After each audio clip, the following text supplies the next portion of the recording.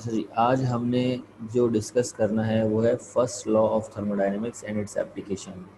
ये आप लोगों को अगर लॉन्ग क्वेश्चन के एतबार से बयान किया जाए कि भाई लॉन्ग क्वेश्चंस आपके जो आते हैं पेपर के अंदर, तो उन लॉन्ग क्वेश्चंस के अंदर ये एक और कड़ी है कि आपका एक लॉन्ग क्वेश्चन और यहाँ पर आज कंप्लीट हो जाएगा। लॉन्ग क्वेश्चन किस तरह आता है वो हम डिस्कस करेंगे लेटर ऑन, लेकिन हमें समझने के लिए फर्स्ट लॉ ऑफ थर्मोडायनेमिक्स को कुछ बेसिक कॉन्सेप्ट को समझना होगा फिजिक्स के, जो कि बहुत बेसिक चीज़ें हैं और ये जर्नली एमसीक्यूज वगैरह में तो पॉसिबल है कि आ जाए, लेकिन अगर किसी सवाल के थ्रू इसको देखा जाए कि सवाल बन के आ सकती है तो ये पॉसिबल ऐसा कुछ नहीं है। ठीक है जी। अच्छा, है क्या वो बेसिक चीज़ें जिनकी नॉलेज आपके पास होनी चाहिए ताकि हम इसको और बेटर वे में अंडरस्टैंड कर सकें? वो चीज़ें हैं हमारे पास। Number one, thermodynamics. What is thermodynamics? देखो, थर्मोडायनेमिक्स जो ब्रांच है फिजिक्स की, इसके अंदर एक्चुअल में हम डील करते हैं हीट को।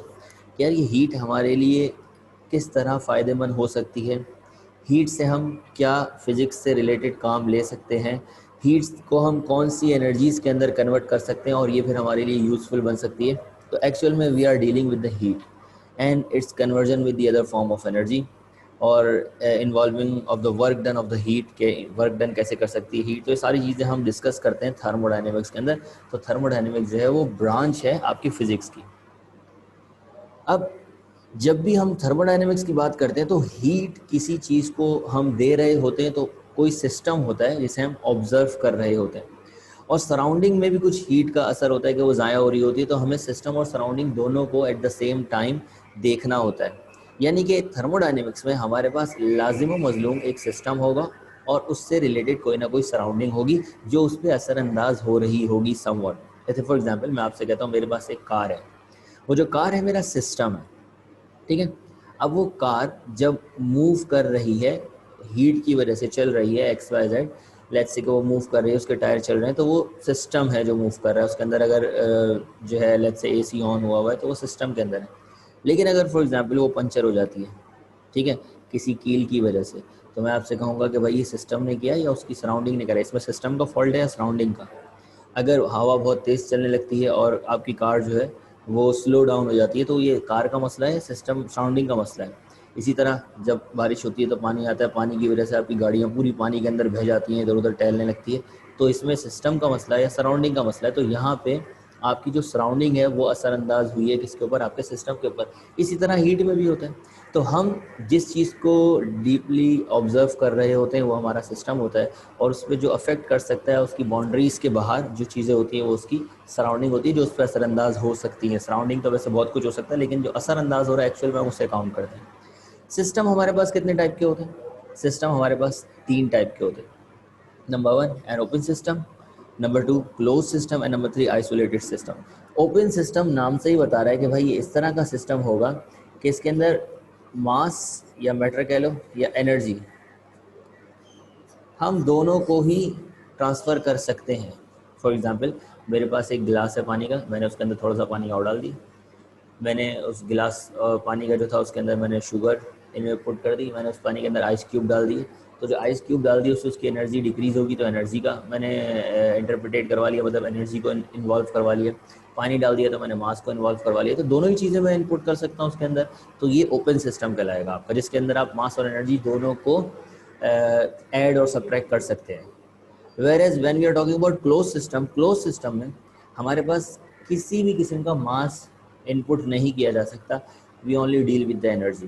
जैसे फॉर एग्जांपल अगर प्रेशर कुकर है, प्रेशर कुकर के अंदर मैंने खाना वगैरह चढ़ा दिया और उसके बाद मैंने हीट को ऑन कर दिया, तो एनर्जी तो उस तक जा रही है। अब मैं प्रेशर कुकर को खोल नहीं सकता, खोलने के बाद मैं मजीद उसके अंदर कोई चीज़ ऐड नहीं कर सकता। अब सिस्टम जो है वो क्लोज हो चुका है ना। अगर आप उसको ओपन करते हैं तो फिर वो सिस्टम दोबारा से डिस्टर्ब होगा, फिर दोबारा से आप उसको क्लोज करेंगे, तो ऐसे सिस्टम में हम मजीद कुछ ऐड नहीं कर सकते, क्लोज सिस्टम होता है।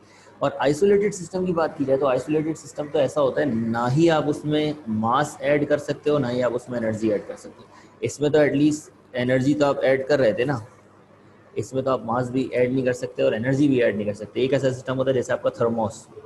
थर्मोस जो होता है वो बाहर से आपको हीट अंदर नहीं आने देता और अंदर की हीट बाहर नहीं आने देता। इसकी वजह से अगर वहाँ पर चाय मौजूद होती है थर्मोस में, तो वो काफ़ी हद तक उसको गर्म रखता है, और अगर उसके अंदर हॉट ठंडा पानी हो तो वो उसको काफ़ी हद तक ठंडा रखता है। क्यों? क्योंकि ना ही बाहर की एनर्जी हीट एनर्जी की फॉर्म में उस तक पहुंच सकती है, ना बाहर जा सकती है, और ना ही उसके अंदर आप कुछ ऐड और सब्ट्रैक्ट कर सकते हो। अगर ऐसा करोगे तो फिर उस सूरत में फिर डिस्टर्बेंस आ जाएगी सिस्टम में। तो ये आपका कहलाता है आइसोलेटेड सिस्टम। हमारे पास 3 टाइप का सिस्टम पॉसिबल है। अब जो मेजर टॉपिक है आपका, जैसे शॉर्ट क्वेश्चन के अंदर जो आपका आ सकता है, इतना पॉसिबल नहीं है, लेकिन अगर आ जाए, आपका फर्स्ट ईयर केमिस्ट्री के अंदर चैप्टर नंबर 5 में तो मौजूद था और शॉर्ट क्वेश्चन बन के आता भी था, कि जब हम वर्क डन की बात करते हैं तो भाई वर्क डन थर्मोडाइनेमिक्स में क्या होता है? वर्क डन फिजिक्स में तो W is equal to F dot D होता है मैकेनिक्स के अंदर, ठीक है। लेकिन अगर मैं आपसे कह रहा हूँ भाई थर्मोडाइनेमिक्स में इसका फार्मूला क्या है, यही होगा, फोर्स की वजह से डिस्प्लेसमेंट कवर होगी, या समथिंग लेट्स से कुछ और होगा, या यही इससे मिलती जुलती कोई चीज़ होगी, हमें इसका एक फार्मूला ड्राइव करना होगा। वो फार्मूला स्पेशली यूज होगा वर्क डन इन थर्मोडाइनेमिक्स के लिए, यानी कि थर्मोडाइनेमिक्स में जो होता है वो वर्क का ये फार्मूला यूज होता है। अदरवाइज हम ये कह सकते हैं कि जो वर्क का फार्मूला है वो वेरी कर सकता है। वर्क का फार्मूला थर्मोडाइनेमिक्स में यूज करने के लिए हम सबसे पहले एक सिस्टम कंसीडर करेंगे, या थर्मोडाइनेमिक सिस्टम, और ये ज़्यादातर आपका एक सिलेंडर होता है जो फिटेड विद पिस्टन होता है, ठीक है। ये आपका सिलेंडर है, इसके अंदर गैस के मॉलिक्यूल्स मौजूद हैं, ठीक है, जिनकी वजह से पिस्टन नीचे की तरफ नहीं आ रहा, ऑल दो के सिस्टम के ऊपर प्रेशर मौजूद है। ये मैंने एक ब्लॉक सिस्टम के ऊपर डाल दिया तो समझो सिस्टम के ऊपर प्रेशर मौजूद है। अब क्या होता है कि मैं इस सिस्टम को हीट देता हूँ, ठीक है। हीट देने की वजह से delta Q amount of heat जो मैंने इसको सप्लाई करी, इसके मॉलिक्यूल बहुत तेज़ी से मूव करने लगते हैं और ये इस पिस्टन को बहुत धक्का देते हैं, क्योंकि देखो वॉल तो इसकी वो ये डिस्टर्ब कर नहीं सकते, डिस्ट्रॉय कर नहीं सकते, ना इसकी बेस को उड़ा सकते हैं। ये क्या करेंगे, piston is free to move, piston ये ऊपर नीचे आराम से मूव हो सकता है, तो इसको पुश करते हैं और ऊपर ले जाते हैं, तो ये इस पॉइंट पे चला जाता है। तो इसका मतलब इसकी जो शुरू की हाइट थी पिस्टन की, लेट्स से मैं कह देता हूँ वो थी y1, बाद में इसकी हाइट कितनी हो गई y2। तो जो हमें वर्क मिला, ये जो पिस्टन को उन्होंने मूव करवाया कांस्टेंट प्रेशर पे, वो प्रेशर अभी भी है, पहले भी था, कांस्टेंट प्रेशर पे जो हमने वर्क करा है वो डेल वाई में करा है, यानी कि यहाँ से यहाँ तक वर्क करा है। यहाँ पे तो ऑलरेडी था ना पिस्टन, मैं आपसे पूछूं आपने कहाँ से कहाँ मूव करवाया पिस्टन को, वो आपका वर्क डन होगा, फोर्स इंटू डिस्प्लेसमेंट। तो गैस के मॉलिक्यूल्स ने प्रेशर की वजह से जो फोर्स लगाई, उस फोर्स ने इस पिस्टन को यहाँ मूव करवा दिया, और हमने जो डिस्प्लेसमेंट कवर किया वो डेल वाई था। तो वर्क का फार्मूला अगर मैं यहाँ पे यूज़ करने के लिए जाऊँ तो क्या यूज़ करूँगा, जैसा कि हम जानते हैं, स्टार्ट तो यहीं से लेंगे, एज वी नो दैट, ये फार्मूला तो हम जानते हैं कि वर्क जो है वो बराबर होता है एफ डॉट डी के। अच्छा, डॉट हटता है तो कॉस थीटा आता है, ये बात भी आपको मालूम होगा, ये रफली मैं आपको समझा रहा हूँ कि कॉस थीटा यहाँ 0 के बराबर होता है कॉस 0 1 के। ये कैसे होता है भाई, ये चीज़ आप खुद देख सकते हैं कि जो गैस के मॉलिक्यूल्स है वो इसको ऊपर की तरफ पुश करेंगे और ये भी ऊपर की तरफ जाएगा, तो दोनों में एंगल कितना होगा, 0 डिग्री होगा। वही मॉलिक्यूल इसको मूव करवा सके जिसको ऊपर की तरफ पुश कर रहा होगा। तो यहाँ पर हम एंगल को डिस्कस नहीं करते हैं, क्योंकि 0 होता है और कॉस 0 1 के बराबर होता है, तो डॉट लगाने की ज़रूरत भी नहीं है। तो वर्क मेरा बराबर हो जाएगा एफ इंटू डेल वाई के। डेल वाई क्यों आया, क्योंकि जो डिस्प्लेसमेंट है वो यहाँ पर डेल वाई के फॉर्मेट के अंदर कवर हो रहा है। सर प्लीज़ आराम से बोलें, आप बहुत जल्दी जल्दी बोल रहे हैं। ओके, मैं आराम आराम से बोल रहे देता हूँ। आप हाइट को वाई से रिप्रेजेंट कर लें, वर्टिकल एक्सिस में एच से रिप्रेजेंट कर लें, कोई मसला नहीं, जिससे आप चाहें रिप्रेजेंट कर सकते हैं। अच्छा, अब हम बात करें फोर्स की। फोर्स कैसे निकालेंगे, तो भाई फोर्स निकलेगी प्रेशर से। प्रेशर का फार्मूला होता है फोर्स अपॉन एरिया, ठीक है, ऐसे ही होता है। तो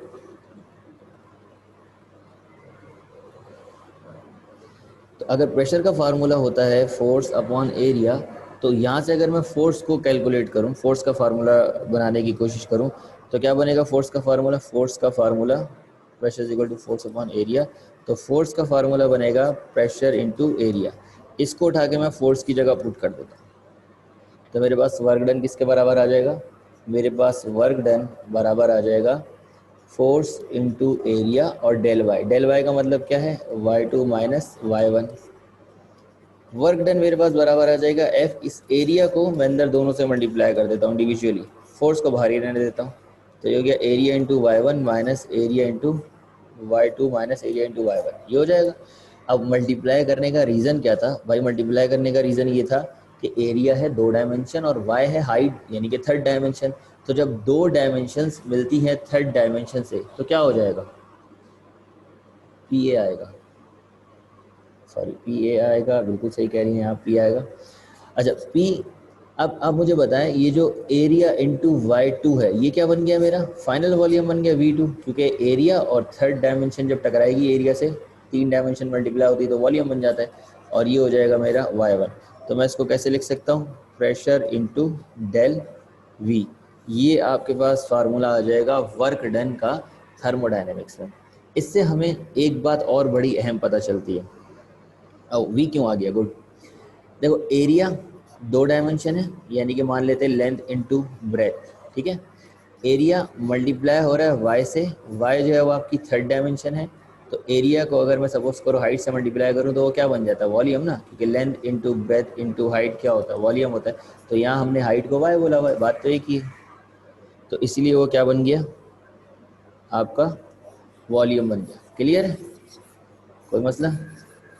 असल में मैं आपको क्या बताने के लिए जा रहा था, जो मैं समझा रहा था कि देखो, हमें वर्क का जो फार्मूला मिले इससे एक बार और भी पता चली है।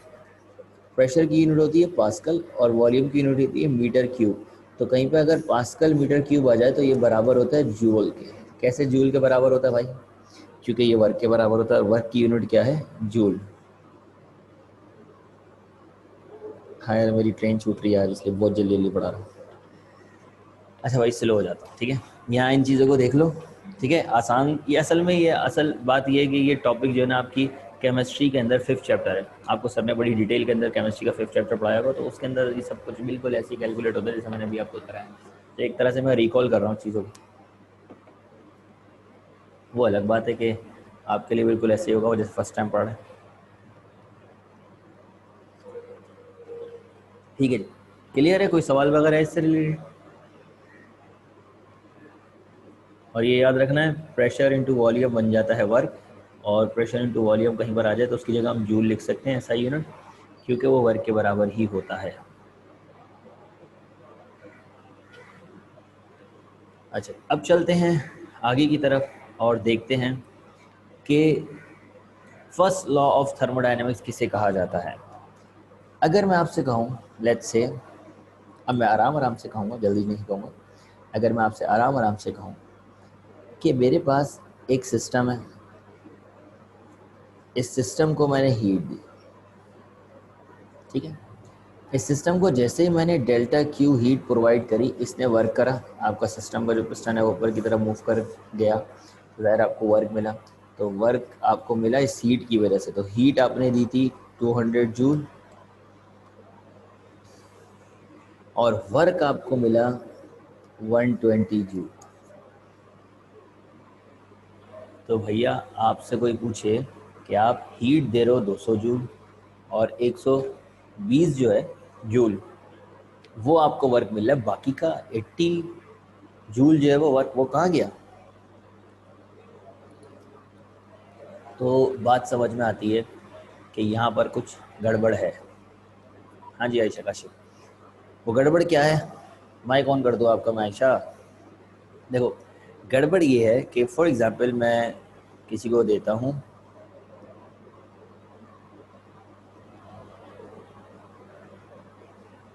हाँ ऐसा ही कुछ है। देखो, मैं एक बच्चे को बोलता हूँ कि यार जाओ और मुझे ये सामान ला दो, 200 रुपये उसको देता हूँ। वो 200 रुपये लेके जाता है और वो सामान लेके आता है। वो जो चीज़ मिलती है वो 120 रुपये की, 120 रुपये किलो दूध चल रहा है, चलो मान लेते हैं दूध लेके आ जाता है 120 रुपये का। बाकी जब मैं उससे कहता हूँ पैसे वापसी, तो कहते हैं सर पैसे तो नहीं है, मैंने सारे खर्च कर दिए। तो मुझे वही बाकी पैसे का है, दूध जो चीज़ मैंने तुम्हें मंगाई थी वो तो 120 रुपये की है, तो बाकी का मैंने चीज़ खा ली। तो बाकी की उसने चीज़ खा ली, तो वो उसकी इंटरनल एनर्जी में चला गया ना भाई, उससे मुझे कुछ तो हासिल नहीं हुआ, मेरा वर्क तो जितना होना था हो गया। तो ये बिल्कुल ऐसा ही है कि जब आप किसी से काम लेते हो तो कुछ हिस्सा वो अपने लिए रखता है, एब्जॉर्ब करता है। ये तो आजकल सब जगह चल रहा है, कमीशन का चक्कर। कुछ आप काम कराओ, अपना कमीशन रखते हैं हर चीज़ में। तो वो जो रखते हैं ना, वो आपका कहलाता है इंटरनल एनर्जी। इसके अंदर थर्मोडायनेमिक्स के अंदर ये कहलाता है। जैसे गैस के मॉलिक्यूल्स हैं, आप इन गैस के मॉलिक्यूल्स को इतना हीट दे रहे हो कि ये पिस्टन को ऊपर मूव कराएं, तो जब पिस्टन को ऊपर मूव करा के ले जाएंगे तो इनके पास अब इतनी एनर्जी तो होनी चाहिए कि इस पिस्टन को वहाँ पर रख सके। तो कुछ एनर्जी अपने लिए रखते हैं स्टोर करके, बाकी जितना मूव करवा देते पिस्टन को करवा देते। तो इसका मतलब ये हुआ कि जो हम हीट सप्लाई कर रहे हैं इसमें से कुछ एनर्जी जो है वो यूटिलाइज हो रही है, किस में? वर्क डन में। And rest of the energy जो है वो आपका मॉलिक्यूल जो है वो अपनी इंटरनल एनर्जी में सेव कर रहा है। तो इसीलिए कहा जाता है कि डेल्टा यू जो है, the change in internal energy, ये हमेशा बराबर होगी delta Q minus delta W के। यानी कि जो हीट आपने दी है इसमें से आप वर्क को निकाल दो, तो बाकी जो आपको नहीं मिला ना वो उसने अपनी इंटरनल एनर्जी के अंदर सेव कर लिया है। तो डेल्टा यू जो है वो इंटरनल एनर्जी होती है और ये बराबर होती है delta Q minus delta W के। ये इसीलिए फर्स्ट लॉ ऑफ थर्मोडायनेमिक्स को law of conservation of energy भी कहते हैं, और उसका स्टेटमेंट कुछ इस तरह का भी होता है कि the energy can nether be create nor be destroyed but it can transform. लेकिन मैं इस स्टेटमेंट को फिजिक्स के लिहाज से इतना अच्छा नहीं समझता। रीज़न ये है कि भाई ये तो law of conservation of energy का स्टेटमेंट है ना, आप इसको फर्स्ट लॉ से क्यों मिला रहे हैं? ऑल दो के बात वो भी यही कर रहा है, एनर्जी को बचाने की बात तो कर रहा है, एनर्जी का डिस्ट्रॉय होना ही तो समझा रहा है कि देखो कहीं एनर्जी ज़ाया नहीं हो रही, इंटरनल एनर्जी में ज़ाया हो रहा है। आप ये मत समझना कि एनर्जी ज़ाया हो रही है, एनर्जी ज़ाया नहीं हो रही। लेकिन इसका जो एक्चुअल स्टेटमेंट बनता है वो ये बनता है कि हम इससे इंटरनल एनर्जी कैलकुलेट कर सकते हैं। तो इसीलिए इसका स्टेटमेंट बनता है the change in internal energy of the system is equal to, ये है the change in internal energy of the system, ये है इज इक्वल टू, ये है heat follows into the system, जो हीट सिस्टम ने एब्जॉर्ब कर ली है, minus work done by the system. ये इसका स्टेटमेंट है। तो अब ज़रा देख लो इसकी डेफिनेशन और इसका स्टेटमेंट और इसका फार्मूला, और यहाँ पर जो सिंबल्स हैं ये किस चीज़ को रिप्रेजेंट कर रहे हैं ये भी देख लो कि delta Q amount of heat supply को रिप्रेजेंट कर रहा है, delta you change in internal energy को, और डेल्टा डब्ल्यू वर्क डन को। और इसके जो दो स्टेटमेंट हैं वो भी मैंने आपके सामने लिख दिए। तो एक नज़र इसको तसल्ली से पढ़ लो, अगर कोई मसला है तो आप पूछ सकते हो, फिर हम इसके न्यूमेरिकल्स की तरफ चलते हैं।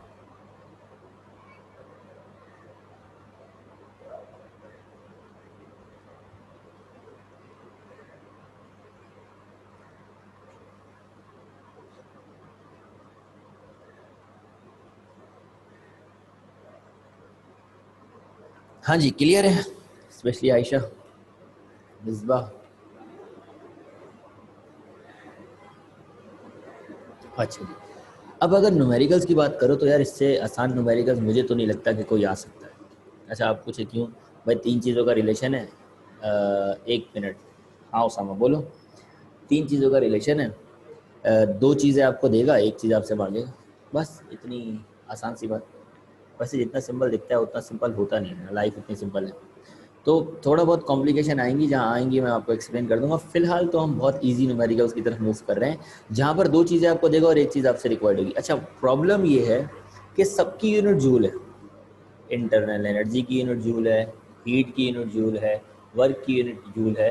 तो जब आप देखो ना कि कहीं पे जूल लिखा हुआ है तो आंख बंद करके नहीं बोलना अरे तो हीट है, अरे तो वर्क है, अरे तो आप उसको पढ़ना आगे पीछे का और देखना कि ये क्या है, उसके हिसाब से उसको लिखना। बाकी इतना आसान है कि प्लस माइनस करके हम कैलकुलेट कर सकते हैं। अगर मैं आपको दो चीज़ें दूँ एक फाइंड आउट करने के लिए, प्लस माइनस करके आप कैलकुलेट कर सकते हैं। तो इसके न्यूमेरिकल देख लेते हैं। इसके न्यूमेरिकल्स में आपके पास पहला न्यूमेरिकल है 11.7, जो आपकी बुक का न्यूमेरिकल है। देखो ये तो मैं मुँह ज़बानी सॉल्व कर सकता हूँ, मतलब ज़रूरत भी नहीं मुझे इसके लिए कि मैं आप लोगों को डेटा वेटा सब बनवाऊँ। कह रहा है in a certain process 400 joule of heat are supplied to a system, 400 joule of heat are supplied to a system, heat supplied to a system किससे रिप्रेजेंट करते हैं भाई? Heat supplied to a system को हम delta Q से represent करते हैं।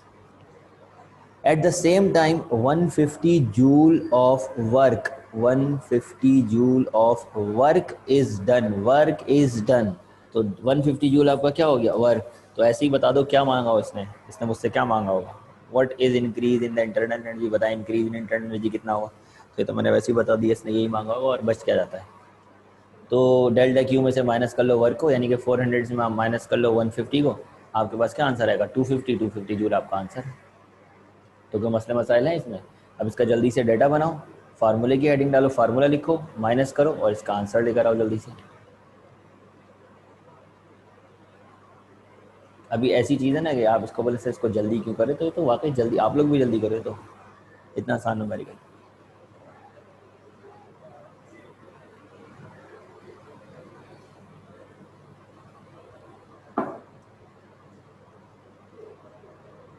बिल्कुल आयशा, यही आंसर है, आराम से सिर्फ माइनस करेंगे और आंसर आ जाएगा। ठीक है जी, चलें आगे न्यूमेरिकल की तरफ। एक आसान सा न्यूमेरिकल था, सिर्फ माइनस करा ज़बानी कर लें, एमसीक्यूज वगैरह में आ जाता है इसलिए मैंने आपको कराया। लेकिन ये एक एयर में सवाल आया हुआ था, कौन सा वो मैं आपको बताऊंगा, अभी वो यहाँ नहीं आया। आगे चलें। अच्छा जी, ये सवाल आपका क्लास वर्क है, आप लोग सॉल्व करें, मैं आप लोगों को नहीं बता रहा, जल्दी से सॉल्व करके बताएं इसका आंसर क्या आएगा, then we will move forward. और इस बार मैं माइक ऑन करके पूछूंगा आंसर उनसे जो कि बिल्कुल पता ही कुछ नहीं है कि ज़िंदा भी हैं कि नहीं।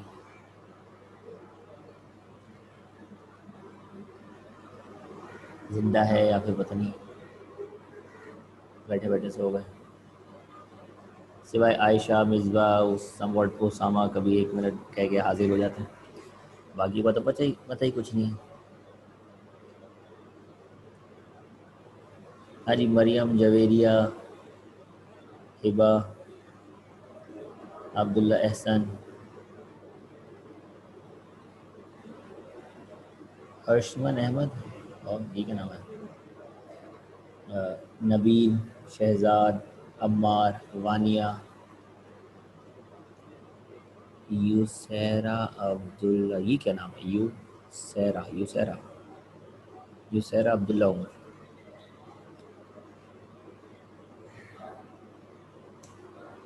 हाँ जी, जवाब आता है यूसैरा अब्दुल्ला उमर का, कि सही है। आयशा का आ गया, वानिया का आ गया, बाकी कहाँ सारे, सौले का आ गया, अब्दुल्ला एहसन का आ गया, गुड, यानी कि जिंदा है।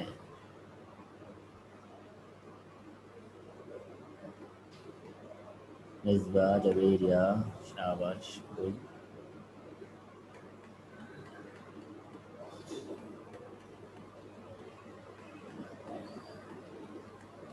नबील, गुड, सही है, आप सबके आंसर बिल्कुल सही है। 1200 जूल जो है वो इसका आंसर है।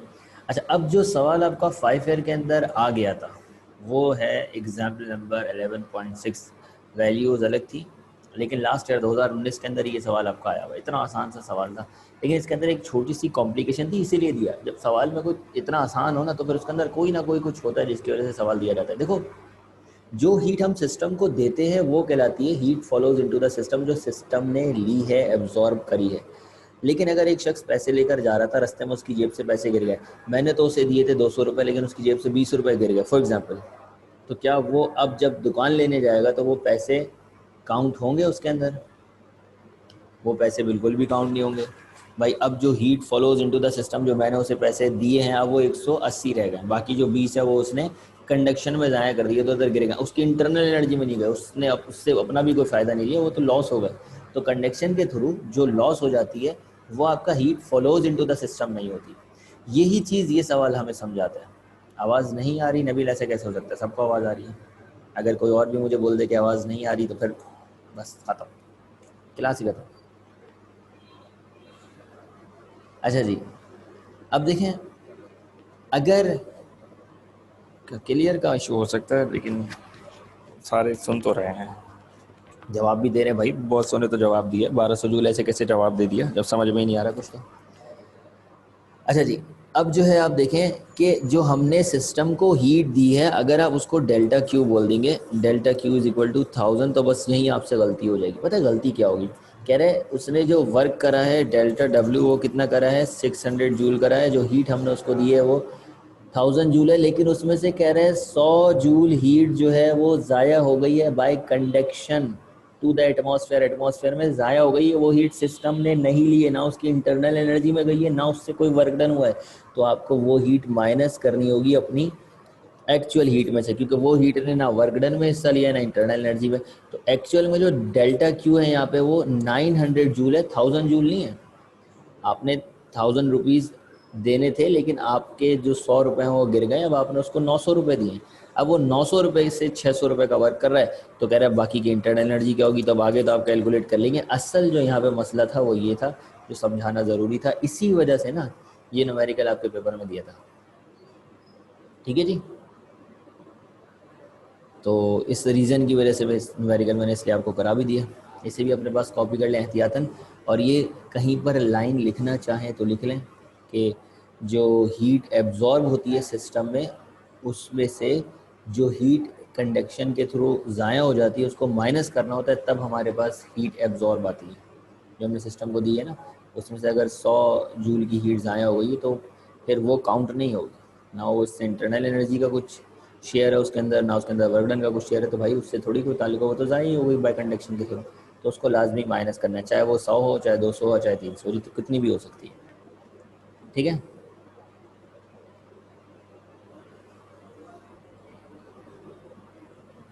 अच्छा जी, अभी भी एक मिलता जुलता सा सवाल है, ये भी कर देना सॉल्व। एग्जाम्पल है बुक की, बुक में सॉल्व हुई भी है। अब चलते हैं अगले टॉपिक की तरफ। ये है वो आपका लॉन्ग क्वेश्चन जो मैंने आपको शुरू में बताया था कि भैया जी हमें एक लॉन्ग क्वेश्चन सॉल्व करना होगा आज की क्लास के अंदर। जिस तरह प्रेशर इक्वेशन हमने सॉल्व करा था 300 बिल्कुल सही, जिस तरह हमने प्रेशर इक्वेशन सॉल्व करी थी और वो आपका एक लॉन्ग क्वेश्चन था, इसी तरह आपका application of the first law of thermodynamics second long question है। Application of the first law of thermodynamics से मतलब ये है कि जो फर्स्ट लॉ की इक्वेशन है थर्मोडायनेमिक्स जो आपने पढ़ा है वो है delta U is equal to delta Q minus delta W. ये इसको ऐसे भी लिख सकते हैं, delta Q is equal to delta W plus delta U. तो ये इक्वेशन जो है इसको हम किसी पर्टिकुलर कंडीशन पे अप्लाई करें तो ये इक्वेशन कैसी दिखेगी, मतलब कंडीशंस को हम अगर वेरी करें, चेंज करें। अब वो कंडीशन क्या वेरी कर सकते हैं, बहुत सारी तो नहीं कर सकते, हम टोटल 4 चीज़ों को डिस्टर्ब या कांस्टेंट करके वेरीफाई कर सकते हैं कि आपकी फर्स्ट लॉ की इक्वेशन कैसी दिखेगी। नॉर्मल तो ऐसी दिखती है, ठीक है।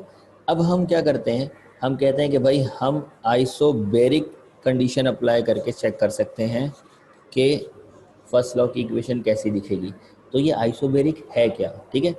इसी तरह हम आइसोकोरिक की कंडीशन चेक कर सकते हैं, इसी तरह हम आइसोथर्मल की कंडीशन बना सकते हैं, और इसी तरह हम एडियाबैटिक की कंडीशन बना सकते हैं। तो देखो आइसो का मतलब होता है सेम, बैरिक का मतलब होता है प्रेशर। तो हम कांस्टेंट प्रेशर अप्लाई करके चेक कर सकते हैं कि फर्स्ट लॉ कैसा दिखेगा। तो ये क्या कहलाएगी इसकी definition, a thermodynamic process in which the pressure of the system remains constant is called isobaric process. In isobaric process आपकी जो फर्स्ट लॉ की इक्वेशन है वो कैसी दिखेगी वो हमें चेक करना है। सिमिलरली आइसोकोरिक की अगर हम बात कर रहे हैं तो कोरिक का मतलब प्रेशर होता है, कोर। तो जनरली इसको मैं सिंपली कह सकता हूँ कांस्टेंट, सॉरी कोरिक का मतलब वॉल्यूम होता है, कितना कोर है। तो एट कांस्टेंट वॉल्यूम अगर हम फर्स्ट लॉ की इक्वेशन को चेक कर रहे हैं, ये फर्स्ट लॉ की इक्वेशन है, इसे हम चेक कर रहे हैं, तो this is called isochoric process. Thermal का ताल्लुक टेम्परेचर से है, तो एट कांस्टेंट टेम्परेचर पे अगर हम चेक कर रहे हैं तो ये है आपका आइसोथर्मल प्रोसेस। और अगर हम एक काम करें कि हम इस इक्वेशन को चेक करें, ना हम सिस्टम को हीट दें, no heat inter or leave, ना सिस्टम में से हीट लीव करें यानी कि आइसोलेट कर दें, और फिर चेक करें फर्स्ट लॉ ऑफ थर्मोडायनेमिक की इक्वेशन कैसी दिखेगी, तो ये हमारे पास 4 एप्लीकेशन कहलाएंगी फर्स्ट लॉ ऑफ थर्मोडायनेमिक्स की, कि फर्स्ट लॉ ऑफ थर्मोडायनेमिक्स इस सिचुएशन में कैसा नज़र आएगा। ठीक है जी। अच्छा, इन चारों प्रोसेस में किसी हद तक आपकी वर्डिंग सेम रहेगी, कोई ज़्यादा बड़ा चेंज नहीं आएगा, आपकी वर्डिंग सेम रहेगी। और अगर वर्डिंग सेम रहेगी तो क्यों ना इसको एक आसान सी वर्डिंग बना दी जाए। नोट्स के अंदर थोड़ी सी कॉम्प्लिकेशन थी तो मैंने बुक से थोड़ा बहुत लिखा था तो वो थोड़ी लेंदी हो गई, लेकिन ये बहुत आसान हो सकती है अगर आप बनाना चाहें तो ये बहुत आसान हो सकती है। और किस तरह आसान हो सकती है कि सबके अंदर जहाँ पे चेंज आ रहा होगा वो वाला पोर्शन आप चेंज कर लेना, बाकी ऑलमोस्ट तकरीबन वर्डिंग जो है वो आपकी सेम रहेगी। ठीक है जी। तो मेरी कोशिश ये होगी कि मैं आपको इसे एक ऐसी स्टैंडर्ड वर्डिंग के साथ सॉल्व करवाऊं कि आप तकरीबन तमाम के लिए वो वर्डिंग यूज़ कर सकें। तो सबसे पहले हम डिस्कस करने के लिए जाते हैं isobaric process.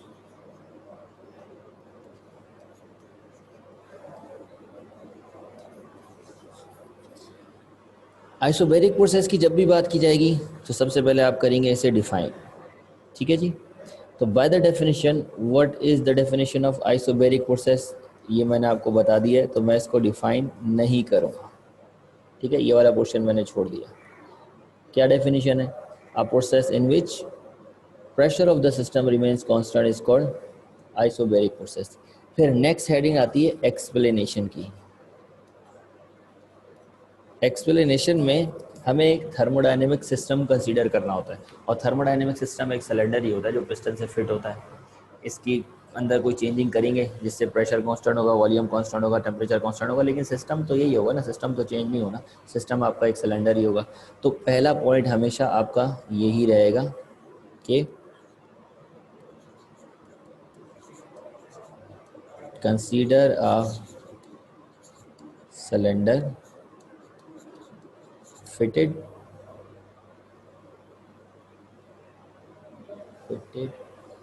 with piston.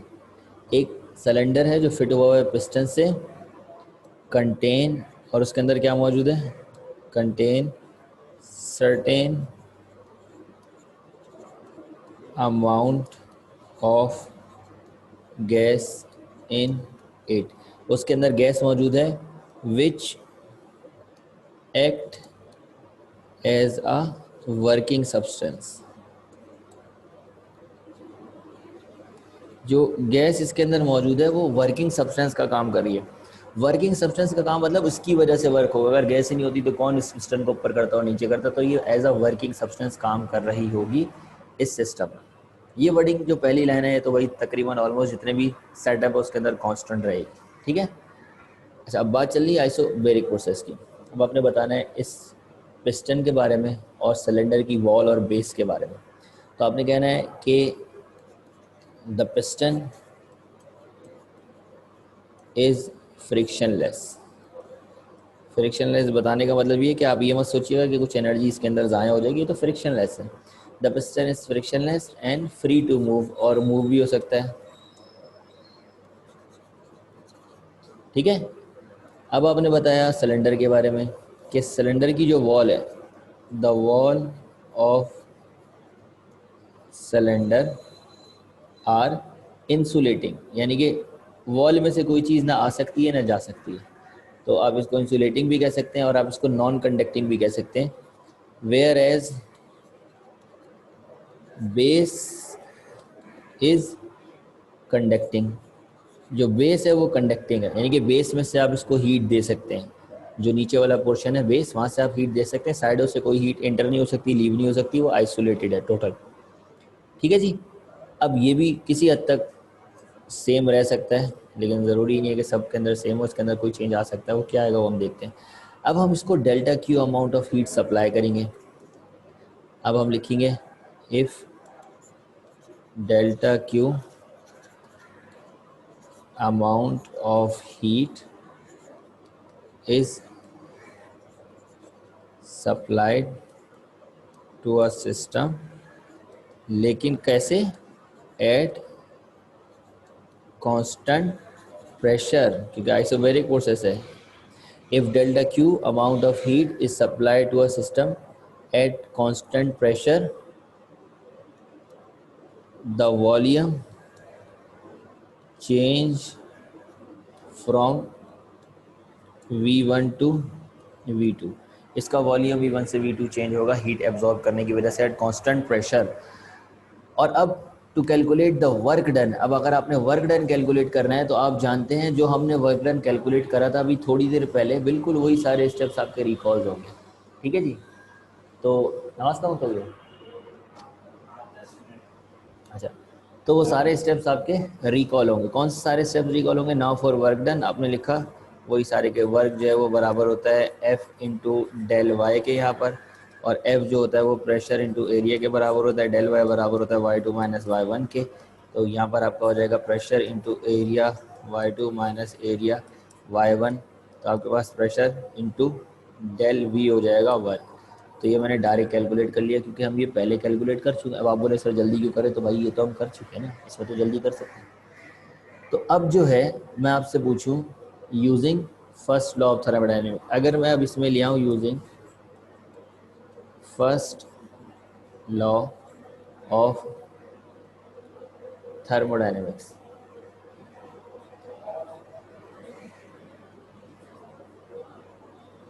First law of thermodynamics जिसको हम जानते हैं कि डेल्टा क्यू जो है वो बराबर है किसके, W delta W plus delta you के। तो हम यहाँ पर डेल्टा डब्ल्यू की जगह क्या रख सकते हैं, हम डेल्टा डब्ल्यू की जगह रख सकते हैं पी डेल्टा वी और plus delta U as it is. तो देखो ये है तो फर्स्ट लॉ ऑफ थर्मोडायनेमिक्स, ये इसी में से निकला है ना, तो ये है तो फर्स्ट लॉ ऑफ थर्मोडायनेमिक्स, लेकिन इन आइसोबेरिक प्रोसेस है, तो आप कहेंगे this is first law of thermodynamic in isobaric process. ठीक है जी। तो यहाँ पर ही आपका सवाल जो है वो क्या हो जाएगा, कंप्लीट हो जाएगा। सर अजान का वक्फा, बिल्कुल ऐसा ही, अजान का और नमाज का दोनों का वक्फा आपके लिए। और कुछ, क्लास को यहाँ पर थोड़ी देर के लिए स्टॉप करते हैं, ब्रेक लेते हैं, अजान सुन लें और उसके बाद नमाज भी पढ़ लें, फिर नमाज के बाद कंटिन्यू करते हैं।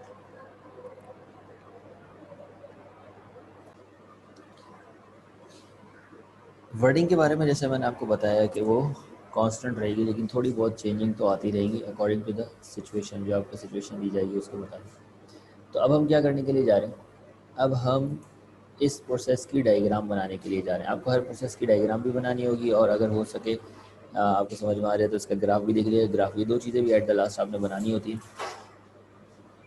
अगर डायग्राम की बात की जाए तो डायग्राम बहुत सिंपल सी वही डायग्राम है कि आपके पास एक सिलेंडर है, उसको आपने पिस्टन से फिक्स किया हुआ है। पिस्टन जो है वो फ्रिक्शन लेस है, इसके अंदर गैस मौजूद है, इसका जो इनिशियल वॉल्यूम है वो V1 है। फिर बाद में क्या होता है कि हम इसको हीट सप्लाई करते हैं, हीट सप्लाई देने से इसका वॉल्यूम जो है वो चेंज होके हो जाता है V2, प्रेशर इसका कांस्टेंट रहता है। ठीक है, ये इसकी एक डायग्राम होगी। दूसरा, अगर ग्राफिकली बात की जाए कैसे रिप्रेजेंट किया जाएगा इसे, तो ग्राफ में आप PV डायग्राम बनाते हैं, यानी कि शो करते हैं प्रेशर और वॉल्यूम के दरमियान रिलेशन। अगर मैंने प्रेशर को x एक्सिस पे लिया और वॉल्यूम को y एक्सिस पे लिया तो उसको बोलते हैं PV diagram, pressure volume diagram. ठीक है, तो अगर मैं आपसे कहूँ कि प्रेशर को कांस्टेंट रखना है तो आप लेफ़्ट एंड राइट मूव नहीं कर सकते। दोबारा मेल कर दो बिल्कुल, ठीक है।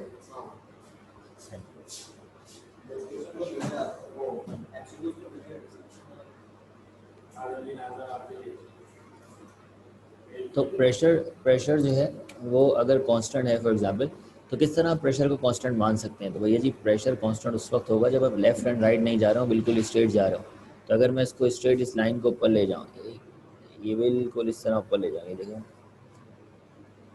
इस तरह, तो ये लाइन रिप्रेजेंट कर रही होगी कि भाई इसके अंदर प्रेशर जो है वो चेंज नहीं हुआ। यस, ये मैंने आपको पहले ही बता दिया, बस सर ये बड़ी जल्दी याद आ गई आपको अब्दुल्ला, मैंने आपको बता दिया था केमिस्ट्री के अंदर चैप्टर नंबर 5 के अंदर अभी ऑलरेडी कर चुके हैं। ठीक है जी, तो इसीलिए मैं तेज़ जा रहा था। अब चलते हैं अगले टॉपिक की तरफ। अगला टॉपिक है आपका, लेकिन इसके अंदर केमिस्ट्री के अंदर दो आपकी एप्लीकेशन थी, चार नहीं थी, यहाँ पे हम चार एप्लीकेशन पढ़ते हैं। ठीक है, डायग्राम भी ज़रूर बनानी है और ग्राफ भी आपने ज़रूर बनाना है। अब बात करते हैं दूसरा प्रोसेस जिसको हम कहते हैं आइसोकोरिक प्रोसेस। आइसोकोरिक प्रोसेस को सबसे पहले तो आपने करना क्या होगा, डिफाइन मैं आपको नहीं बताऊंगा कि कैसे करते हैं भाई, डिफाइन आप खुद कर लो, बहुत हो गया, समझा कितना आ गया, आप तो खुद डिफाइन कर लो। क्या डेफिनेशन होगी इसकी भाई, कि a thermodynamic process in which dash of the system remains constant is called isochoric process. fill in the blanks. क्या चीज़ कांस्टेंट होती है आइसोकोरिक में, कोई बताएगा? हाँ जी, वॉल्यूम कांस्टेंट होता है। तो ये डेफिनेशन आपकी आ जाएगी। अब जब हम बात करेंगे एक्सप्लेनेशन की, तो एक्सप्लेनेशन में आपने सबसे पहले वो कंसीडर वाली वर्डिंग तो लिखनी है। हाँ जी मिसबा बोले। एक्सप्लेनेशन में consider a cylinder fitted with piston contain certain amount of gas which act as a working substance. लेकिन जो आप बात बोल रहे थे, the frictionless piston and the piston is free to move, वो नहीं बोल सकते आप, क्योंकि देखो अगर पिस्टन आपका मूव हो गया ना, फॉर एग्जांपल ये मेरे पास पिस्टन है, अगर ये अपनी जगह से हिल गया तो वर्क हो गया, वॉल्यूम चेंज हो गया, और वॉल्यूम चेंज हो गया तो भाई फिर ये आइसोकोरिक प्रोसेस तो ना आ रहा ना, फिर आप इसको ये ना बोले कि आइसोकोरिक प्रोसेस है। तो अगर आप चाहते हैं कि आपका वॉल्यूम जो है वो कांस्टेंट रहे तो आपने पिस्टन को करना होगा फिक्स और ये मूव नहीं होना चाहिए ताकि आपका वॉल्यूम जो है वो चेंज ना हो। तो हम क्या कहेंगे, हम कहेंगे कि हमने पिस्टन को कर दिया है फिक्स। तो वो जो लाइन थी, the piston is free to move, now become the piston is unable to move. अभी स्टार्ट ही किया ब्रेक के बाद, एक्सप्लेनेशन दे रहा हूँ, आइसोकोरिक प्रोसेस की डेफिनेशन दी और एक्सप्लेनेशन दे रहा हूँ भिजवा। अच्छा, अब जो हमने फिक्स करा है इसको, तो वर्डिंग वाली चेंज हुई। दूसरा, मैं इसको delta Q amount of heat तो सप्लाई कर रहा हूँ, लेकिन इसका कोई वॉल्यूम चेंज नहीं हो रहा V1 से V2। तो आप ये नहीं कहेंगे कि इसका वॉल्यूम चेंज होगा। हाँ, अलबत्ता इसका प्रेशर इनसाइड बहुत बढ़ जाएगा, क्योंकि गैस के मॉलिक्यूल्स पागल हो जाएंगे, एक दूसरे से टकरा रहे होंगे, लेकिन इनको जगह नहीं मिल रही होगी बाहर निकलने के लिए, ना किसी चीज़ को धक्का देने के लिए। तो वॉल्यूम के चेंज ना हो जाने से इनका प्रेशर बहुत तेज़ी से चेंज होगा। तो हम कहेंगे कि हमने क्या करा है, हम ये जो वर्डिंग के अंदर जो थोड़ा सा एडिटिंग करेंगे वो क्या करेंगे, the piston is unable to move and it is fixed. Wall तो वही लास्टिंग है, इंसुलेटिंग है, और जो बेस है वो आपकी कंडक्टिंग है। और हम ये भी कह रहे हैं कि delta Q amount of heat हमने सप्लाई करा है, लेकिन हम ये कह रहे हैं कि वॉल्यूम विल नॉट चेंज। ये मत कहते ना the volume will change from V1 to V2। अभी आप लोगों का टारगेट है आप इसकी वर्डिंग कैसे बनाते हैं। अब जब इसकी डेरिवेशनल वर्क की बात की जाए तो वो तो उससे ज़्यादा आसान है। क्यों आसान है मालूम है? आपने कह दिया कि भाई वॉल्यूम तो चेंज होगा ही नहीं, चेंज इन वॉल्यूम ज़ीरो है। तो फिर मुझे कोई बताएगा वर्क कैसे होगा जब वॉल्यूम ही नहीं चेंज हो रहा, क्योंकि वर्क का ताल्लुक तो वॉल्यूम से ना। तो प्रेशर, वॉल्यूम का चेंज ज़ीरो है, तो वर्क भी क्या हो जाएगा, ज़ीरो। अरे यार, इतनी आसान सी वर्डिंग भी कह रहे हो सर लिख दें। डेल्टा डब्ल्यू बराबर हो जाएगा इसमें ज़ीरो के। ये इसके अंदर स्पेशल केस होगा। वर्डिंग सिर्फ वो वाला हिस्सा चेंज हुआ है, मैं बता देता हूँ कौन सा हिस्सा चेंज हुआ है। देखो, पहला वाला पोर्शन आपका सेम है, consider a cylinder fitted with piston. यहाँ पे चेंज हुआ है, the piston is free to move की जगह the piston is fixed and unable to move. Unable, free to move था ना, अनेबल टू मूव हो गया। The wall of a cylinder is insulating whereas the base is conducting. If Q amount of heat is supplied to a system, its volume will remain constant. Its volume will remain constant at the last आएगा। Volume और work का direct ताल्लुक क्या है, formula बता रहा है भाई। वॉल्यूम चेंज होगा तो वर्क होगा, वॉल्यूम चेंज नहीं होगा तो वर्क नहीं होगा। जैसे डिस्प्लेसमेंट का बताता है, डिस्प्लेसमेंट होगी तो वर्क होगा, डिस्प्लेसमेंट नहीं होगी तो काय वर्क होगा, नहीं हो सकता। ठीक है ना। तो अब मुझे बताओ, डेल्टा डब्ल्यू तो हो गया ज़ीरो, ठीक है। अब मैं आपसे कहता हूँ फर्स्ट लॉ ऑफ थर्मोडाइनमिक के बारे में तो बताओ। Now first, using first law of thermodynamics. First law of thermodynamics को अगर हम यूज़ करें तो वो क्या था, delta Q is equal to delta W plus delta U. Delta W तो हो गया आपका ज़ीरो, तो डेल्टा क्यू किसके बराबर आ गया, डेल्टा यू। तो ये भी फर्स्ट लॉ ही है, लेकिन चेंज हो गया। क्यों चेंज हो गया, क्योंकि इस प्रोसेस का नाम है आइसोकोरिक प्रोसेस। आइसोकोरिक प्रोसेस में फर्स्ट लॉ यही होता है। तो हम कहेंगे this is first law of thermodynamic in isochoric process. यानी कि जो इक्वेशन आपको ऊपर नज़र आ रही है फर्स्ट लॉ है, लेकिन जब वॉल्यूम को हम फिक्स करेंगे जिसकी वजह से वर्क ज़ीरो हो जाए तो ये ऐसी नज़र आती है, अदरवाइज ये ऐसी नज़र नहीं आती है। ठीक है जी, अब इसे कॉपी कर लें। मैं रुक गया 1 मिनट, यो मिनट सबर करो।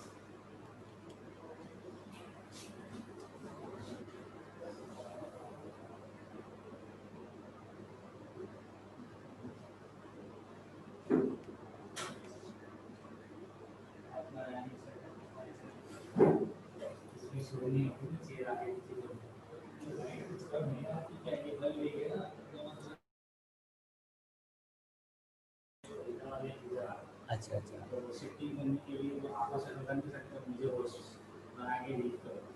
फिर दोबारा वो ज्वाइन करें।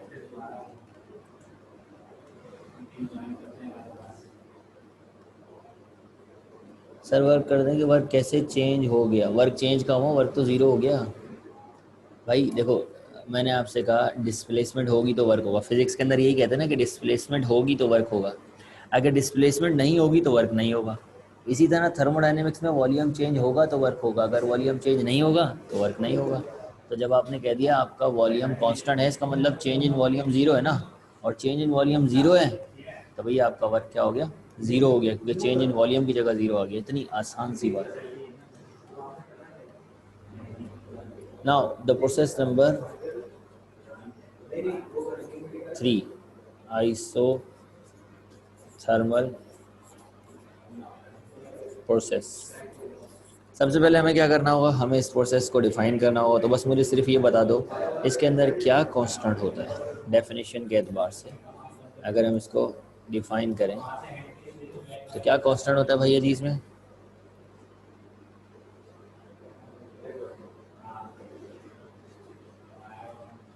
इसमें कांस्टेंट होता है आपका टेम्परेचर। बिल्कुल सही। Isothermal process, a process in which temperature of the system remains constant is called isothermal process. इसकी एक्सप्लेनेशन की बात की जाए ना तो इसकी एक्सप्लेनेशन कमाल है, और यही आपका पेपर के अंदर आता है इसी वजह से, और यही आपका कार्नोट इंजन का एक और लॉन्ग क्वेश्चन है उसके अंदर यूज़ होता है। तो इसको ज़रा डिटेल में समझ लेना। पहला पॉइंट तो मैं नहीं समझा रहा, अगर आप बोलो सर पहला पॉइंट समझा दे तो भाई खुदा के लिए अब तो समझ जाओ। Consider a cylinder fitted with piston contain certain amount of gas which act as a working substance. ये तो कॉमन है ना, लेकिन इस बार आपका पिस्टन जो है ना वो मूव हो सकता है, ठीक है। लेकिन अगर मैं डिक्रीज करूं लोड को पिस्टन से, फॉर एग्जांपल ये है मेरे पास पिस्टन और इसके ऊपर ये लोड पड़ा हुआ है, इस तरह का लोड पड़ा हुआ है, ठीक है। अगर मैं इस लोड को इस पिस्टन से हटाऊं, ठीक है, तो इस लोड को पिस्टन से हटाने की वजह से आपका पिस्टन ऊपर की तरफ मूव होगा। क्या आप इस बात को एग्री करते हैं?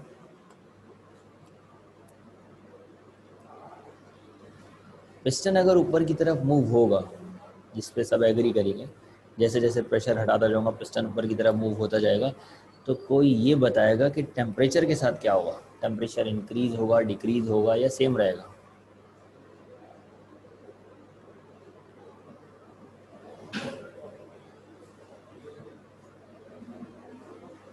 देखो प्रोसेस आइसोथर्मल है, ये बात मैं आपकी मान रहा हूँ, लेकिन अगर मैं आसान सा सवाल कर रहा हूँ, अभी आइसोथर्मल को मत देखो, आइसोथर्मल में तो सेम ही रहता है भाई टेम्परेचर, लेकिन इस कंडीशन को देखो जो कंडीशन मैंने आपको बताई है। मैंने प्रेशर को हटाया है, प्रेशर को हटाने से वो मॉलिक्यूल्स जो कम जगह के ऊपर था, कम जगह के ऊपर वो तेज़ मूव होते हैं, और उनको जगह ज़्यादा मिल जाए तो वो स्लो मूव होना शुरू हो जाते हैं, और ज़्यादा जगह दे दो और स्लो हो जाते हैं।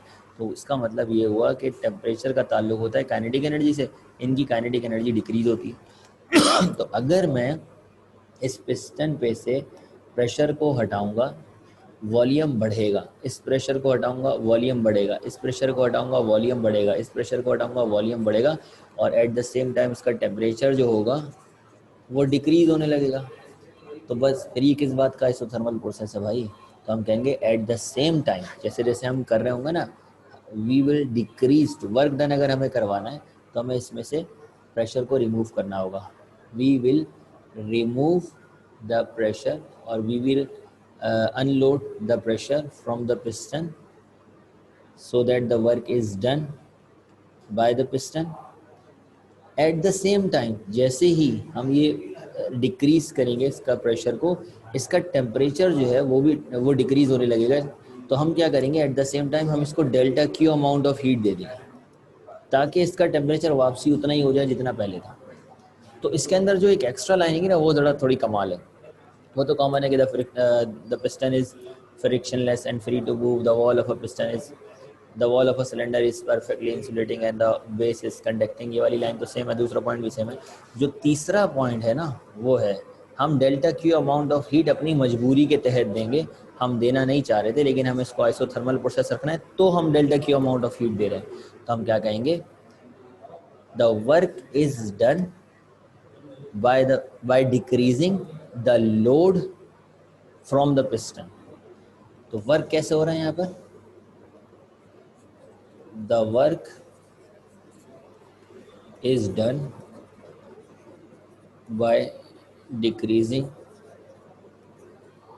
the load from the piston.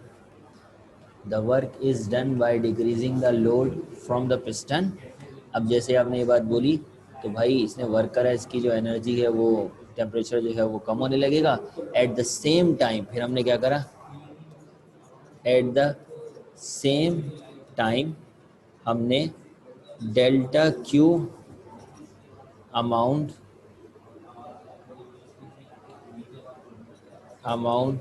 Of heat is supplied to a system.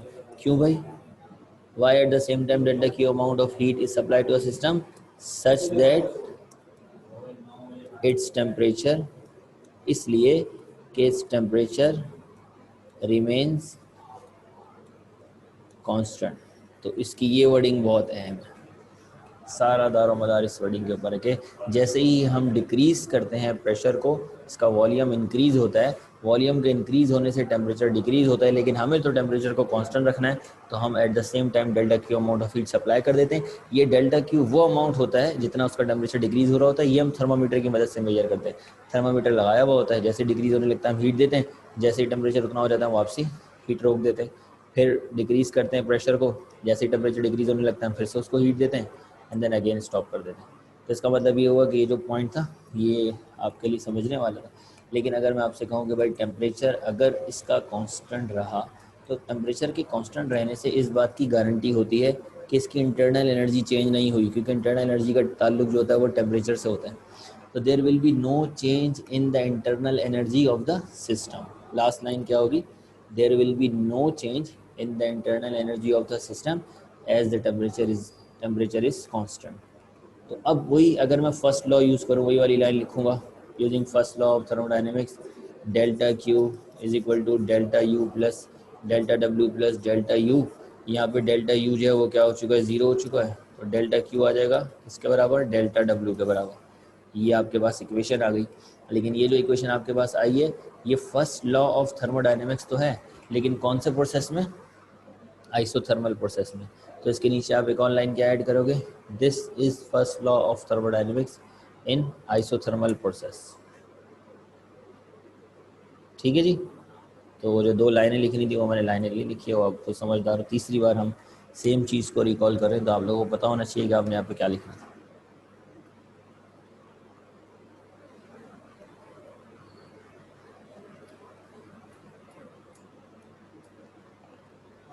तो इसे कॉपी कर लो जल्दी से। देन हम चलते हैं आखिरी प्रोसेस की तरफ, जिस प्रोसेस का नाम है एडियाबैटिक प्रोसेस। अच्छा, इसकी जो डायग्राम है वो तो वही रहेगी, डायग्राम में डिक्रीज जैसे प्रेशर लोड है, लेकिन अगर इसका ग्राफिकल रिप्रेजेंटेशन का पूछा जाए आपसे, ग्राफिकल रिप्रेजेंटेशन क्या होगी, तो देखिए ग्राफिकल रिप्रेजेंटेशन में आपका जो वॉल्यूम है और आपका जो प्रेशर है उसके दरमियान क्या रिलेशन है। वॉल्यूम जो है वो आपका इंक्रीज़ हो रहा है, प्रेशर जो है वो डिक्रीज़ हो रहा है, तो इसका ग्राफ जो है वो एक्सपोनेंशियल बनेगा। ये ग्राफ शो करता है प्रेशर, अगर इसको मैं यूँ लेके जा रहा हूँ, इस तरह लेके जा रहा हूँ इस डायरेक्शन में, तो प्रेशर जो है वो क्या हो रहा है, डिक्रीज़ हो रहा है, क्योंकि प्रेशर इस वाले कॉम एक्सिस में है और वॉल्यूम इस जगह पे, तो वॉल्यूम जो है वो इंक्रीज़ हो रहा है। तो ये जो ग्राफ है ये किसका ग्राफ है, आइसोथर्मल प्रोसेस का ग्राफ है। सर पेपर के हवाले से बता दे। आखिरी प्रोसेस बाकी है अभी एडियाबैटिक प्रोसेस, उसके बाद डिस्कस करेंगे। जी हाँ, डायग्राम और ग्राफ दोनों पेपर के अंदर आप लोगों ने बनाना है, कोशिश करनी है कि बनाना है। सर कोशिश क्या करनी है भाई, बनाना है। चले जी लास्ट प्रोसेस की तरफ। अच्छा जी, the final process named adiabatic process. इसके अंदर हम ये तो नहीं कह सकते कि हीट कांस्टेंट होती है। हाँ, हम ये कह सकते हैं कि जो हीट है ना वो हम सिस्टम को देंगे, ना सिस्टम से हीट बाहर आ सकती है। तो एक लाइन आप इसके लिए याद कर सकते हो, नो हीट कैन एंटर और लीव द सिस्टम। ना ही सिस्टम में कहीं से हीट आ सकती है, ना ही सिस्टम को इजाज़त है कि किसी को हीट दे सकता है। तो this process is called adiabatic process. A thermodynamic process in which no heat can enter or leave the system is called adiabatic process. अब इस प्रोसेस की अगर बात की जाए वर्डिंग के एतबार से, तो डेल्टा क्यू था वो अमाउंट ऑफ हीट जो हम सप्लाई करते थे। यहाँ पर तो आपने हमें मना कर दिया कि आप सप्लाई कर ही नहीं सकते। तो इन शॉर्ट बस मैं ये नहीं कह सकता उस सारी वर्डिंग के बाद कि डेल्टा क्यू ही नहीं होगा। जो हम लिख रहे थे कि delta Q amount of heat is supply, हम कहेंगे since delta Q is zero, since no heat can enter or leave the system, तो डेल्टा क्यू क्या होगा आपका, ज़ीरो होगा। और अगर डेल्टा क्यू ज़ीरो होगा तो फिर वही वाली लाइन कि using first law of thermodynamics, वो क्या था, delta Q is equal to delta W plus delta U. तो इसके हिसाब से अगर मैं डेल्टा क्यू को ज़ीरो कर दूँ तो क्या हो जाएगा, तो डेल्टा यू बराबर हो जाएगा डेल्टा डब्ल्यू के और माइनस में हो जाएगा डेल्टा यू, अगर डेल्टा यू को उधर ले जाएं। तो इसके अंदर आपको नज़र आएगा कि internal energy of the system जो होती है वो क्या होती है, डिक्रीज़ होती है। यानी कि सिस्टम को जो वर्क करना होता है वो अपनी इंटरनल एनर्जी से करना होता है। अगर उसके पास कोई इंटरनल एनर्जी स्टोर हो, अलग से कोई उसको हीट नहीं सप्लाई की जाती वर्क के लिए। तो अगर इस प्रोसेस में वर्क हो रहा है तो वो किस लिए हो रहा है, सिस्टम की इंटरनल एनर्जी की वजह से हो रहा है। ठीक है जी। इसके अंदर क्या होता है, सिस्टम को हम एक दफ़ा हीट दे देते हैं, ठीक है, अब हीट हम मज़ीद नहीं देते, उसके ऊपर लोड मौजूद होता है, अचानक से लोड हटाते हैं। जैसे उसके अंदर स्लोली लोड हटा रहे थे ना, एक लोड हटाते थे दूसरा लोड हटा रहे थे, इसका हम कहते हैं now the load is remove suddenly from the system. अचानक से लोड जो है वो सिस्टम से रिमूव किया जाता है, तो जो उसकी इंटरनल एनर्जी होती है उसकी वजह से वो थोड़ा सा ऊपर की तरफ आता है। तो वो जो थोड़ा सा ऊपर की तरफ आता है वो वर्क डन करता है, लेकिन उसकी इंटरनल एनर्जी उसकी वजह से क्या हो जाती है, डिक्रीज़ होती है, टेम्परेचर डिक्रीज़ हो जाता है। लेकिन कोई बाहर से हीट तो उसको दे नहीं रहा, तो टेम्परेचर कांस्टेंट का तो सवाल ही नहीं उठता। तो यहाँ पर उसकी इंटरनल एनर्जी ही कम होती है। तो work is done from the internal energy of the system, इसकी इंटरनल एनर्जी से इसमें वर्क किया जाता है। और इसके आखिर में फिर आप क्या लिखेंगे, this is first law of thermodynamic in adiabatic process. अब इन प्रोसेस से रिलेटेड आपको एक चार्ट है वो याद रखना है। वो चार्ट क्या है कि सबसे पहले आपने इन सारे प्रोसेस का नाम लिखा, जैसे कि आइसोबेरिक प्रोसेस, आइसोकोरिक प्रोसेस, फिर आपका आइसोथर्मल प्रोसेस, फिर आपका एडियाबैटिक प्रोसेस। ठीक है, फिर आपने अगले हिस्से में लिखा कि क्या चीज़ कांस्टेंट होती है when we are talking about isobaric process. Isobaric process की बात की जाए तो क्या कांस्टेंट होता है, हमने इसके आगे लिख दिया भाई, इसके अंदर प्रेशर कांस्टेंट होता है, इसके अंदर वॉल्यूम कांस्टेंट होता है, इसके अंदर टेम्परेचर कांस्टेंट होता है, इसके अंदर नो हीट का चक्कर होता है, इंटर और लीव। ठीक है जी, ये आपने ये याद करना है। एमसीक्यूज वगैरह मुझे याद होता है, मैं उसके एतबार से बता रहा हूँ। फर्स्ट लॉ ऑफ थर्मोडायनेमिक्स कैसा नज़र आता है इन प्रोसेस में।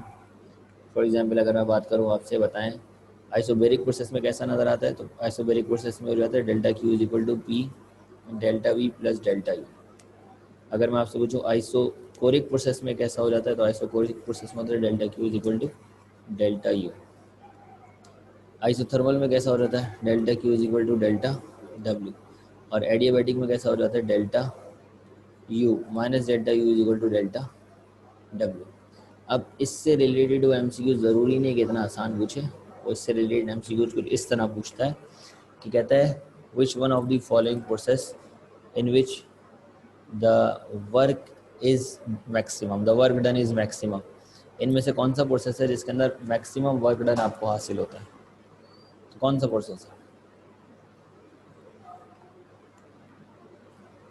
कोई बता सकता है। A process in which we obtain the maximum work done, ये इस तरह पूछता है। ऐसा कौन सा प्रोसेस है जिसमें इंटरनल एनर्जी नेगेटिव होती है, ऐसा कौन सा प्रोसेस है जिसमें वर्क डन ज़ीरो होता है। देखें अर्शद, थर्मल तो सही है, एडियाबैटिक सही नहीं है। मैक्सिमम वर्क इसलिए नहीं होता क्योंकि इंटरनल एनर्जी से कर रहा है, जितना कर सका, सारी इंटरनल एनर्जी से वर्क थोड़ी कर सकेगा। लेकिन डेल्टा क्यू जितनी हीट दे रहे हैं उतना ही वर्क मिल रहा है, तो ये मैक्सिमम वर्क की कंडीशन है। ये इंटरनल एनर्जी ज़ीरो की कंडीशन है, इंटरनल एनर्जी नेगेटिव की कंडीशन है। या नेगेटिव वर्क डन भी हो सकता है, नेगेटिव वर्क होता है इसमें, नेगेटिव को उस तरफ शिफ्ट कर दो तो नेगेटिव वर्क हो जाएगा। इसके अंदर वर्क आपका क्या होता है, ज़ीरो होता है। इसके अंदर वर्क आपका क्या होता है, पी डेल्टा वी होता है। तो इस तरीके से भी आपके एमसीक्यूज जो है वो पेपर के अंदर आते हैं।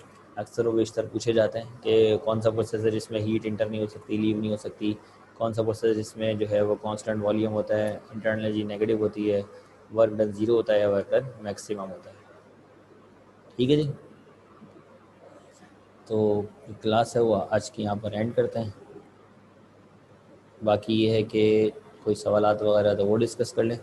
और रही बात आपके पेपर की, तो पेपर में मैंने आपको बताया कि जहाँ तक हम पढ़ेंगे, यानी कि अभी जो सैटरडे वाली क्लास हमारी बाकी है उसके अंदर हम थर्मल इक्विलिब्रियम वाला चैप्टर पढ़ेंगे, तो थर्मल इक्विलिब्रियम भी आपके सिलेबस का हिस्सा होगा, यानी कि लास्ट क्लास जहाँ पे।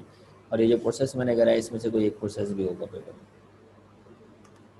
टोटल आपके पास सवालात अगर होंगे 10 तो 10 के 10 अटेम्प्ट करने होंगे, क्योंकि अभी कोर्स इतना सिलेबस हुआ ही नहीं है। टेम्परेचर आपका जो चैप्टर नंबर 11 है ये एंड हो जाता, बस 2 टॉपिक इसके बाकी रहेगा, वो छुट्टियों की वजह से एंड ना हो सका, वरना आपका चैप्टर नंबर 11 जो है वो एंड हो जाता। ठीक है जी, 2 टॉपिक इसके कार्नोट इंजन और first second law of thermodynamics जो है वो सिलेबस में नहीं आएंगे, बाकी तकरीबन सारा ही आएगा। और इसके अलावा कोई सवाल किसी को पूछना है तो पूछ सकते हैं।